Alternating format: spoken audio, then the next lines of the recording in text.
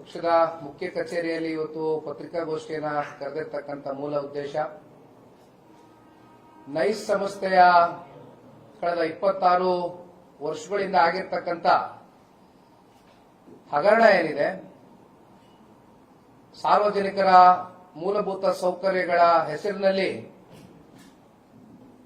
Nice ಸಂಸ್ಥೆ ಯಾವ ರೀತಿ ಹಂತ ಹಂತವಾಗಿ ಯಾವುದೇ ರೀತಿಯಾದಂತಹ ಅಭಿವೃದ್ಧಿಯನ್ನ ಪಡಿಸ್ತೀರಾ, ಸಾರ್ವಜನಿಕರ ಆಸ್ತಿಯನ್ನ ಕೂಡ ವಶಪಡಿಸಿಕೊಂಡು ಅಂತಿಮವಾಗಿ ಬಹಳ ಜನ ಇದರಲ್ಲಿ ರೈತರಿಗೂ ಕೂಡ ಪರಿಹಾರಗಳು ಸಿಕ್ಕಿದಿರಾ, ಸಾಕಷ್ಟು ಎಫೆಕ್ಟ್ ಆಗಿದೆ. ಜೊತೆಯಲ್ಲಿ ನಿರಂತರವಾಗಿ ಅಲ್ಲಿ ಸಂಚಾಲಕರು ಏನು ನಿರಂತರವಾಗಿ ನೈಸು ರಸ್ತೆಯನ್ನ ಉಪಯೋಗ ಮಾಡ್ತಾ ಇದ್ದಾರೆ, ಅವ್ರ ಮೇಲೂ ಕೂಡ ಸಾಕಷ್ಟು ಒತ್ತಡಗಳಿದೆ. ಎಕ್ಸಾರ್ಬರೆಂಟ್ ರೇಟ್ಸ್ ನ ನೈಸ್ ನ ಸಂಸ್ಥೆ ಹಾಕುವ ಮೂಲಕ ಪ್ರತಿನಿತ್ಯ ಓಡಾಡ್ತಕ್ಕಂಥ ಕಮ್ಯೂಟರ್ಸ್ ಏನಿದ್ದಾರೆ ಅವ್ರ ಮೇಲೂ ಕೂಡ ಸಾಕಷ್ಟು ಒತ್ತಡಗಳು ಏರ್ತಾ ಇರ್ತಕ್ಕಂಥದ್ದು ನಾವು ನೋಡ್ತಾ ಇದ್ದೇವೆ. ಈಗ ನಾವು ಇಲ್ಲಿ ಇವತ್ತಿನ ಪ್ರೆಸ್ ಮೀಟ್ ಮೂಲಕ ಮಾತಾಡೋದಕ್ಕೆ ಬಂದಿರತಕ್ಕಂಥ ಕೆಲವೊಂದಷ್ಟು ವಿಚಾರಗಳಿಷ್ಟೇ. ಬಹಳ ಸಿಂಪಲ್ ಆಗಿ ಹೇಳ್ತೀನಿ, ತುಂಬಾ ನಾನು ಎಳೆಯಕ್ಕೆ ಹೋಗೋದಿಲ್ಲ. ಆದ್ರೆ ಒಂದು ತಮ್ಮೆಲ್ರಿಗೂ ಗೊತ್ತಿದೆ, 1997ರಲ್ಲಿ ಫ್ರೇಮ್ವರ್ಕ್ ಅಗ್ರಿಮೆಂಟ್ ಅಂದ್ರೆ FWA ಅಂತ ನಾವೇನ್ ಕರಿತೀವಿ, ಆ ಫ್ರೇಮ್ವರ್ಕ್ ಅಗ್ರಿಮೆಂಟ್ ಅವತ್ತು ಸೈನ್ ಆಗುತ್ತೆ. ಆ ಫ್ರೇಮ್ವರ್ಕ್ ಅಗ್ರಿಮೆಂಟ್ ಅಲ್ಲಿರ್ತಕ್ಕಂಥ ಅಂಶಗಳು ಬಹಳ ಸ್ಪಷ್ಟವಾಗಿ ಉಲ್ಲೇಖ ಆಗಿರ್ತಕ್ಕಂಥ ವಿಚಾರ ಇಷ್ಟೇ. Bengaluru Mysuru express way 111 kilometre ಮಾಡ್ತೇವೆ ಅಂತಕ್ಕಂಥ ಒಪ್ಪಂದ ಆಗಿತ್ತು. ತದನಂತರ ಫೆರಿಫೆರಲ್ ರೋಡು 41 ಕಿಲೋಮೀಟರ್ ಮಾಡ್ತೀವಿ ಅಂತ ಹೇಳಿದ್ರು. ಲಿಂಕ್ ರಸ್ತೆ 9.8 ಕಿಲೋಮೀಟರ್ ಮಾಡ್ತೀವಿ ಅಂತ ಒಪ್ಪಂದ ಆಗಿತ್ತು. 5 ಯೋಜನಾ ಟೌನ್ಶಿಪ್ಗಳು ಕೂಡ ಆಗಬೇಕಾಗಿತ್ತು. ಜೊತೆಯಲ್ಲಿ ಒಂದಷ್ಟು ಟೋಲ್ ಪ್ಲಾಜಾಗಳು, ಸರ್ವಿಸ್ ರಸ್ತೆಗಳು, ಟ್ರಕ್ ಟರ್ಮಿನಲ್ಗಳು, ಇವೆಲ್ಲವೂ ಕೂಡ ಒಪ್ಪಂದ ಆದಂತ ಒಂದು ವಿಚಾರ. ಆದ್ರೆ ಇಲ್ಲಿ ಪ್ರಶ್ನೆ ಎಲ್ಲಿ ಉದ್ಭವ ಆಗುತ್ತೆ ಅಂದ್ರೆ, ಈ ಯೋಜನೆ ಸಂಪೂರ್ಣಗೊಂಡಿಲ್ಲ. ಇಲ್ಲಿ ಯೋಜನೆ ಸಂಪೂರ್ಣಗೊಳ್ಳದಿರ ಯಾವ 111 ಕಿಲೋಮೀಟರ್ ಎಕ್ಸ್ಪ್ರೆಸ್ ವೇ ಸನ್ಮಾನ್ಯ ದೇವೇಗೌಡರು ಸಾಹೇಬರು MOU ಸೈನ್ ಮಾಡಿದಾಗ 95ರಲ್ಲಿ ಆ ಒಂದು MOU ಅಲ್ಲಿ ಕ್ಲಿಯರ್ ಕಟ್ ಆಗಿ ಮೆನ್ಷನ್ ಆದಂತ ವಿಚಾರ, ಅವ್ರಿಗೆ ಅವತ್ತೇ ಆ ಒಂದು ದೂರದೃಷ್ಟಿ ಇತ್ತು. ಇವತ್ತು ನಾವೇನು ಈ 6 ಲೇನ್ ರಸ್ತೆ ಇವತ್ತು ಬೆಂಗಳೂರು ಮೈಸೂರು ರಸ್ತೆ ನೋಡ್ತಾ ಇದೀವಿ, ಆ ಎಕ್ಸ್ಪ್ರೆಸ್ ಹೈವೇ ಅವತ್ತೇ ಆಗ್ಬೇಕು ಅಂತಕ್ಕಂಥದ್ದು ದೇವೇಗೌಡರು MOU ನಲ್ಲಿ ಮೆನ್ಷನ್ ಮಾಡಿಸಿದ್ರು. ಬಟ್ ಅದು ಯಾವುದು ಕೂಡ ಆಗ್ಲಿಲ್ಲ. 5 ಕಿಲೋಮೀಟರ್ಗೆ ಅದು ಅಲ್ಲಿಗೆ ಅರ್ಧಕ್ಕೆ ನಿಂತೋಯ್ತು. ಅರ್ಧ ಅನ್ನೋದಕ್ಕೂ ಬರಲ್ಲ. 111 ಕಿಲೋಮೀಟರ್ 5 ಕಿಲೋಮೀಟರ್ ಅಂದ್ರೆ not even very limited percentage. ಅಲ್ಲಿಂದ ಅದು ಆಗ್ಲಿಲ್ಲ. ಜೊತೆಯಲ್ಲಿ ಈಗ ನಮ್ಮ ಮುಂದೆ ಇರ್ತಕ್ಕಂಥದ್ದು ನೋಡಿ, ಒಂದು ಸಣ್ಣ ಉದಾಹರಣೆ ಕೊಡ್ತೀನಿ ನಿಮ್ಗೆ. ಫೆರಿಫೆರಲ್ ರಸ್ತೆನಲ್ಲಿ 2193 ಎಕರೆಯಷ್ಟು ಭೂಸ್ವಾಧೀನ ಆಗಬೇಕಾಗಿತ್ತು ಫೆರಿಫೆರಲ್ ರಸ್ತೆಗೆ.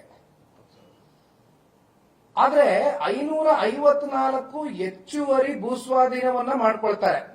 ರೈತರ ಜಮೀನನ್ನ ಹೆಚ್ಚುವರಿ 554 ಎಕರೆಯಲ್ಲಿ ಭೂಸ್ವಾಧೀನ ಪಡಿಸ್ಕೊಳ್ತಾರೆ.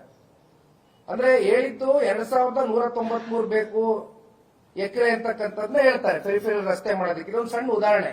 ಹೆಚ್ಚುವರಿ ಯಾವ ತರ ಇವರು ಎಕ್ಸೆಸ್ ಲ್ಯಾಂಡ್ ನ ರೈತರಿಂದ ಪಡ್ಕೊಂಡಿದ್ದಾರೆ ಅಂತ. ಯಾಕೆಂದ್ರೆ ಇಲ್ಲಿ ಅವ್ರು ಹೇಳಿದ್ದು ಇನಿಷಿಯಲಿ 20,900 ಚಿಲ್ಲರೆ ಎಕರೆಯಷ್ಟು ನಮ್ಗೆ ಈ ಒಂದು ಯೋಜನೆ ಸಂಪೂರ್ಣಗೊಳಿಸ್ತಕ್ಕಂಥದಕ್ಕೆ ನಮ್ಗೆ ಬೇಕಾಗಿರ್ತಕ್ಕಂಥ ಭೂಮಿ ಅಂತ ಹೇಳ್ತಾರೆ. ಬಟ್ ಇಲ್ಲಿ ಒಂದು ಫೆರಿಫೆರಲ್ ರಿಂಗ್ ರಸ್ತೆನಲ್ಲಿ 554 ಎಕರೆ ಜಾಸ್ತಿ ತಗೊಂಡಿದ್ದಾರೆ ಅನ್ನೋದು ನಾನು ಕ್ಲಿಯರ್ ಆಗಿ ಹೇಳ್ತಾ ಇದ್ದೀನಿ. It's a small example for you. ಜೊತೆಯಲ್ಲಿ ಇನ್ನೊಂದು ಪ್ರಮುಖವಾದಂತ ಅಂಶ ಏನಪ್ಪಾ ಅಂದ್ರೆ, ಇಲ್ಲಿ ಇದನ್ನ ಪಬ್ಲಿಕ್ ಇನ್ಫ್ರಾಸ್ಟ್ರಕ್ಚರ್ಗೆ ನೀವು ಯುಟಿಲೈಸ್ ಮಾಡಬೇಕಾಗಿತ್ತು. ಆದ್ರೆ ಇದನ್ನ ನೀವು ವೈಯಕ್ತಿಕವಾಗಿ ಒಂದಷ್ಟು ಪರಾಬರೆ ಮಾಡಿಕೊಂಡು, ಅಲ್ಲಿ ರಿಯಲ್ ಎಸ್ಟೇಟ್ ಮಾಡಿಕೊಂಡು, ಅಲ್ಲಿ ಜಾಯಿಂಟ್ ವೆಂಚರ್ಗಳು ಕೊಟ್ಕೊಂಡು, ಜಾಯಿಂಟ್ ಡೆವಲಪ್ಮೆಂಟ್ಗಳು ಕೊಟ್ಕೊಂಡು, ಜೊತೆಯಲ್ಲಿ ಗುತ್ತಿಗೆಗಳು ಕೊಟ್ಕೊಂಡು ಮಾರಾಟ ಮಾಡಿಕೊಂಡು ಪ್ರೈವೇಟ್ ಅವರಿಗೆ ಈ ತರ ಸಾರ್ವಜನಿಕರ ಆಸ್ತಿ ಪಾಸ್ತಿಯನ್ನ ಇವತ್ತು ತಗೊಂಡು ಯೋಜನೆ ಅಡಿ ನೀವು ವೈಯಕ್ತಿಕಕ್ಕೆ ಇವತ್ತು ನೀವು ಇದನ್ನ ಮಾಡ್ಕೊಂಡು ಹೊರಟ್ರಲ್ಲ, ನೈಸ್ನ ಮಾಲೀಕರುಗಳು ಅನ್ನುವಂಥದ್ದು ದೊಡ್ಡ ಪ್ರಶ್ನೆ ಇವತ್ತು ನಮಗೆ ಮೂಡ್ತಾ ಇರ್ತಕ್ಕಂಥದ್ದು. ಜೊತೆಯಲ್ಲಿ ರಸ್ತೆಗಳು ಅಷ್ಟೇ. ಇವತ್ತು ರಸ್ತೆಗಳು ನಮ್ಗೇನು ಕಾಂಕ್ರೀಟ್ ರಸ್ತೆ ಆಗಬೇಕಾಗಿತ್ತು, ಸಿಮೆಂಟ್ ರಸ್ತೆ ಆಗಬೇಕಾಗಿತ್ತು. ಆದ್ರೆ ಒಂದ್ ರೀತಿ ಈ ತಾತ್ಕಾಲಿಕ ಡಾಂಬರೀಕರಣದ ರಸ್ತೆಗಳೇ ನೀವು ನೈಸು ಇಷ್ಟು ವರ್ಷವೂ ಕೂಡ ನೋಡ್ಲಿಕ್ಕೆ ನಿಮ್ ಕಣ್ ಮುಂದೆ ಸಿಕ್ಕಿದ್ದು. ಸೊ ಈ ರೀತಿಯಾದಂತ ಹಲವಾರು ಅಂಶಗಳು ಇವತ್ತು ನಮ್ ಕಣ್ ಮುಂದೆ ಇದೆ. ಇವತ್ತು ನಾನು ಹೇಳ್ತಕ್ಕಂಥದ್ದು ಇಷ್ಟೇ, ಒಂದು ಕೆಡಿಬಿ ಮತ್ತೆ ಪಿಡಬ್ಲ್ಯೂಡಿ ಸಂಸ್ಥೆಯ ಒಂದು ಒಪ್ಪಂದದಲ್ಲಿ ಈಗ ಸ್ವಾಧೀನ ಏನು ಮಾಡಿಕೊಂಡ್ರು ಅಂದ್ರೆ they acted like a nodal agency. ಯಾವ ಒಂದು ಕೆಡಿಬಿ ಮತ್ತೆ ಪಿಡಬ್ಲ್ಯೂಡಿ ಸಂಸ್ಥೆ ಈ ಭೂ ಸ್ವಾಧೀನ ಮಾಡ್ಕೊಡ್ತಕ್ಕಂಥದಕ್ಕೆ ನೈಸ್ ಸಂಸ್ಥೆಗೆ ರೈತರ ಜಮೀನನ್ನ ಒಂದು ನೋಡಲ್ ಏಜೆನ್ಸಿ ಆಗಿ ಅವರು ಮುಂದೆ ಬರ್ತಾರೆ. ಅಲ್ಲಿಂದ ಏನಾಗುತ್ತೆ, ಈಗ ಸರಿಸುಮಾರು ಜಮೀನನ್ನ ಕಳ್ಕೊಂಡಿರ್ತಕ್ಕಂಥ ರೈತರು 11 ರಿಂದ 23 ವರ್ಷಗಳು ಕಳೆದೋಗಿದೆ. ಫ್ರಮ್ ಪಾಸ್ಟ್ ನಿಯರ್ಲಿ 2.5 decades, 2.5 ದಶಕಗಳು ಕಳೆದಿದ್ರು ಕೂಡ ಇಲ್ಲಿಯವರೆಗೂ ಅವ್ರಿಗೆ ಯಾವ ಅವಾರ್ಡ್ಗಳು ಸಿಕ್ಲಿಲ್ಲ, ಯಾವ ಕಂಪನ್ಸೇಷನ್ಗಳು ಸಿಕ್ಲಿಲ್ಲ. 67 ರಿಂದ 70% ಅಷ್ಟು ರೈತರು ಇವತ್ತು ಬೀದಿಲಿದ್ದಾರೆ. ಅವರ ಸ್ವಂತ ಜಮೀನನ್ನು ಕಳ್ಕೊಂಡು 10 ರೂಪಾಯಿ ಅವರಿಗೆ ಬಿಡುಗಡೆ ಸಿಕ್ಲಿಲ್ಲ, ಅವ್ರನ್ನ ಮೂಲೆಗೆ ಹಾಕಿದ್ರು. ಇನ್ನ ವಿಧಾನಮಂಡಲ ಜಂಟಿ ಸದನ ಸಮಿತಿಯಲ್ಲಿ ಒಂದು ವರದಿ ಕೊಡ್ತಾರೆ. ಆ ವರದಿಯಲ್ಲಿ ಏನಪ್ಪಾ ಉಲ್ಲೇಖ ಆಗಿದೆ ಅಂದ್ರೆ 22 ಪ್ರಮುಖ ಷರತ್ತುಗಳನ್ನ ಇವತ್ತೇನು ನೈಸ್ ಕಂಪನಿಗಳಿಗೆ ಹಾಕಿರ್ತಾರೆ. ಈ ಒಂದು ಯೋಜನೆ ಅಡಿ ಬರಬೇಕು 22 ಷರತ್ತುಗಳನ್ನ ಅವರೇನು ಒಪ್ಕೊಂಡಿರ್ತಾರೆ. ಅದರಲ್ಲಿ ಸರಿಸುಮಾರು 16 ಷರತ್ತುಗಳನ್ನ ಉಲ್ಲಂಘನೆ ಮಾಡಿದ್ದಾರೆ. It's very clear. ವಿಧಾನಮಂಡಲದ ಜಂಟಿ ಸದನ ಸಮಿತಿಯಲ್ಲಿ ಇರ್ತಕ್ಕಂಥ ವರದಿ ಇದು. ಹೌದು, 22 ಷರತ್ತುಗಳಲ್ಲಿ 16 ಷರತ್ತುಗಳು ಕೂಡ ಪೂರೈಕೆ ಆಗಿಲ್ಲ. This is also very clear. ಈಗ ಇಲ್ಲಿ ಹೈಕೋರ್ಟಿನ ಇತ್ತೀಚಿನ ಒಂದು ಆದೇಶದ ಪ್ರಕಾರವಾಗಿ ನಾವು ಮಾತನಾಡ್ತಕ್ಕಂಥದ್ದಾದ್ರೆ 2026ರ ಜುಲೈ ತಿಂಗಳಲ್ಲಿ ಬಂದಂತ ಹೈಕೋರ್ಟಿನ ಆದೇಶ ಬಹಳ ಸ್ಪಷ್ಟವಾಗಿ ಹೇಳ್ತಾ ಇದೆ, ಯಾರು ರೈತರು ಇದರಲ್ಲಿ ಭೂಮಿಯನ್ನ ಕಳ್ಕೊಂಡಿದ್ದಾರೆ ಅಂತ ರೈತರಿಗೆ ವಾಪಸ್ಸು ಆ ಭೂಮಿಯನ್ನ ಕೊಡಬೇಕಾಗ್ತದೆ. ಇವತ್ತು ರಾಜ್ಯ ಸರ್ಕಾರ ಇಂಟರ್ಫಿಯರೆನ್ಸ್ ಮಾಡಬೇಕಾಗ್ತದೆ ಈ ವಿಚಾರದಲ್ಲಿ. ಮೌನ ವಹಿಸಕ್ ಆಗೋದಿಲ್ಲ. ನೀವು ಮೌನ ವಹಿಸ್ತೀರಾ ಅಂತ ಹೇಳಿದ್ರೆ ಮತ್ತೆ ಇಲ್ಲಿ ಬೇರೆ ರೀತಿ ನಾನಾ ರೀತಿಯಾದಂತ ಅರ್ಥಗಳು ರಾಜ್ಯದ ಜನತೆನೂ ಕೂಡ ಕಲ್ಪಿಸ್ಕೊಳ್ಬೇಕಾಗ್ತದೆ. ಯಾತಕ್ಕೋಸ್ಕರ ನೀವು ಮೌನವಾಗಿದ್ದೀರಿ ನನಗೆ ಗೊತ್ತಿಲ್ಲ. ಜೊತೆಯಲ್ಲಿ ಇವತ್ತು ನಮ್ಮ ಬೇಡಿಕೆಗಳು ಇರ್ತಕ್ಕಂಥದ್ದು ಬಹಳ ಸ್ಪಷ್ಟ. ಪ್ರತಿನಿತ್ಯ ಓಡಾಡ್ತಕ್ಕಂಥ ಇಲ್ಲಿ ಸಂಚಾರ ಮಾಡ್ತಕ್ಕಂಥ ಕಮ್ಯೂಟರ್ಸ್ ಏನಿದ್ದಾರೆ ಅವ್ರ ಮೇಲೆ ಇದು ಯಾಕೆ ಇಷ್ಟು ದೊಡ್ಡ ಹೊರೆಯನ್ನ ಹೊರಿಸ್ತಾ ಇದ್ದೀರಿ? ನೀವು ಇಲ್ಲಿ ಯಾವ್ದು ಕಂಪ್ಲೀಷನ್ ಮಾಡ್ಕೊಂಡಿಲ್ಲ.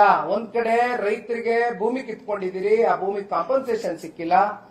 ಮತ್ತೊಂದ್ ಕಡೆ ಇವತ್ತು ನೀವು ಇಲ್ಲಿ ಜನ ಪ್ರತಿನಿತ್ಯ ನೈಸ್ ರಸ್ತೆಯನ್ನ ಉಪಯೋಗ ಮಾಡ್ತಾ ಇದ್ದಾರೆ, ಅದನ್ನು ಕೂಡ ನೀವು ಎಕ್ಸಾರ್ಬರೆಂಟ್ ರೇಟ್ಸ್ ನ ಇಟ್ಕೊಂಡಿದ್ದೀರಿ, ಯಾವ್ದು ಕಂಪ್ಲೀಷನ್ಗಳು ಮಾಡ್ಕೊಂಡಿಲ್ಲ. ಯಾತಕ್ಕೋಸ್ಕರ ಜನ ಕಟ್ಟಬೇಕು, ಟೋಲ್ ಯಾತಕ್ಕೆ ಕಟ್ಟಬೇಕು ಜನ ಅಂತಕ್ಕಂಥದ್ದು ಈಗಾಗಲೇ ಸಾರ್ವಜನಿಕ ವಲಯದಲ್ಲಿ ಯಾವಾಗ ಸನ್ಮಾನ್ಯ ಕುಮಾರಣ್ಣ ಅವರು ಪ್ರಥಮವಾಗಿ ಈ ವಿಚಾರಕ್ಕೆ ಸಂಬಂಧಪಟ್ಟಂತೆ ಹೈಕೋರ್ಟ್ ಆರ್ಡರ್ನೇ ಮುಂದಿಟ್ಟು ಪ್ರೆಸ್ ಮೀಟ್ ಮಾಡಿದಂತ ಸಂದರ್ಭದಲ್ಲಿ ಬಹಳ ಜನಕ್ಕೆ ಅರಿವಾದಂಥದ್ದು ಯಾತಕ್ಕೋಸ್ಕರ ನಾವು ಟೋಲ್ ಅನ್ನ ಕಟ್ಟಬೇಕು ಅನ್ನೋಂಥದ್ದು.